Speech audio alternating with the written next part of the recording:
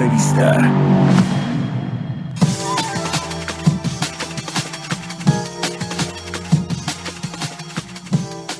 Tenemos en la línea telefónica a Manuel Quinto, él es director de Finanzas Públicas Internacionales de Fitch Ratings. ¿Cómo estás, Manuel? Muchas gracias por tomar nuestra llamada. Muy bien, Mario, aquí a tus órdenes y saludos a ti y al auditorio y gracias por la invitación. Pues nos interesa mucho platicar contigo, Manuel, sobre este asunto de los recursos, las transferencias federales que se hacen a los estados y municipios. Ya se presentó un paquete económico a la Cámara de Diputados con una ligera reducción de 5.8% en este gasto federalizado, estas transferencias que habrá de hacer el gobierno el próximo año, más o menos 1.8 billones de pesos. Sin embargo, estas reducciones en plena crisis es probable que les afecten mucho a las finanzas de los estados y municipios. ¿Cómo la ven ustedes? Platícanos ustedes que hicieron un análisis importante al respecto de este tema.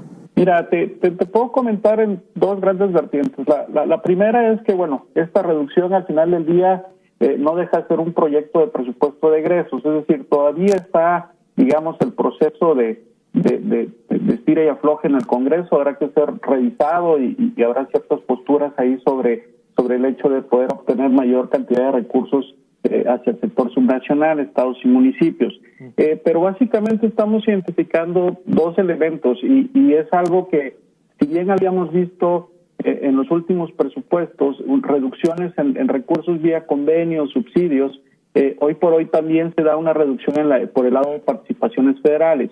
Estos dos componentes dentro del gasto federalizado tienen destinos diferentes. Por ejemplo, en el caso de las participaciones federales, que se estima una disminución de 3.2%, es recurso de libre disposición, es decir, son recursos que pueden erogar tanto los estados y municipios a libre albedrío, es decir, no hay un destino en específico, a diferencia de convenios y subsidios, que mayormente son recursos que van destinados hacia la inversión pública, generalmente en su mayoría, ¿no? Y son recursos que vienen vía convenios de descentralización, reasignación. En este caso, los convenios sufren una reducción de 20%, en el caso de los subsidios caen 39.8%. Entonces, digamos que estos dos elementos van a tener ciertas implicaciones sobre los presupuestos de los estados y los municipios. De primera mano estaríamos esperando que tanto los estados como los municipios hicieran una reasignación presupuestal, es decir, al tener una disminución de recursos de libre destinación, pues estaríamos esperando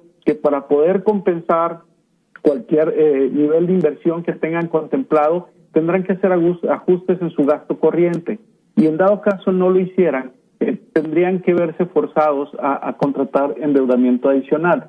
Ahora bien, esto por el lado de una reducción vía participaciones, pero lo mismo está sucediendo por el lado de convenios. Entonces, en este sentido, la lectura que tenemos en el caso del sector es que este planteamiento del proyecto de presupuesto de egresos puede llevar o conducir a las entidades a contratar mayor endeudamiento, no solamente endeudamiento para inversión pública productiva, sino también para atenuar presiones de liquidez. Hay que recordar que este año en particular es un año atípico, es un año extraordinario, que ya está teniendo presiones en cuanto a la liquidez de las entidades, más que nada por una menor recepción de ingresos propios, pero también presiones por el lado de participaciones federales. La recaudación federal participable estimada que tenía el gobierno federal se ubicó muy por abajo sobre la marcha y estamos viendo que los estados y los municipios están recibiendo menos recursos, que si bien es cierto, una fortaleza que tiene el marco institucional en México es la existencia del Fondo de Estabilización de Ingresos, que de alguna manera viene a mitigar esta situación. Inclusive el gobierno federal se vio en la necesidad de tener que potenciar el Fondo de Estabilización y obtuvo recursos adicionales. Esto da cierta tranquilidad al sector en el sentido de que podrán recibir recursos este año y posiblemente alcance si se presenta esta situación nuevamente el próximo año. Manuel, ¿hay margen para que las entidades federativas, los estados, contraten nueva deuda para financiar los faltantes en el presupuesto o en esta reasignación del gasto que hagan pues a raíz de todo este asunto de la crisis económica? ¿Sí hay margen o no? Porque yo lo que recuerdo y lo que se escuchaba de las últimas administraciones en varias entidades de la República es que pues los gobernadores llevaron este endeudamiento de los estados a niveles máximos. ¿Hay margen o cómo está este asunto? Y también, ¿qué es lo que están ustedes viendo ahí en Fitch Ratings con respecto al endeudamiento que podrían acumular este y el próximo año los estados?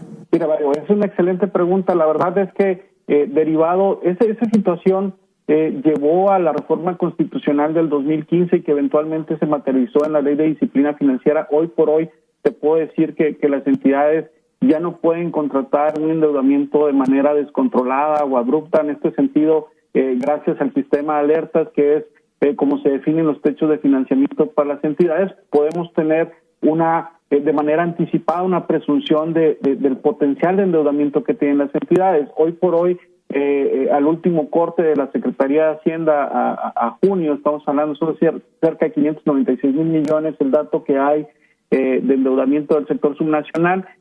Si las entidades dispusieran del máximo que les permite la misma Ley de Disciplina Financiera, que es hasta el 15% de su ingreso libre de disposición, dependiendo cómo estén semaforizados, hoy por hoy de las 32 entidades, 31 están semaforizadas y de las cuales 6 están en semáforo amarillo, les permitiría contratar 5% sin ingreso libre de disposición a estos que están en amarillo, pero bueno, en total serían cerca de 135,000 millones adicionales. Te puedo decir que no vemos factible que se dé una disposición de esta magnitud. Más o menos estamos hablando que al cierre de 2019 el saldo de la deuda alcanzó 2.6% del PIB. Esperamos que realmente, inclusive 2019 fue un año muy particular porque históricamente ha sido el año que menor crecimiento ha tenido los saldos de deuda del sector subnacional. En gran parte se ha mantenido contenido, fue del 0.4%. Y estamos hablando que si se diera un crecimiento en este caso, no sería de las magnitudes que habíamos visto. Te puedo decir nada más como referencia que en 2009, después de la crisis de 2008, fue cuando vimos estos crecimientos anuales demasiado pronunciados, que fueron del orden del 24%, 25%, 2009, 2010, 2011, pero ya esos comportamientos, gracias a la Ley de Disciplina Financiera, ya no los estamos observando en el sector.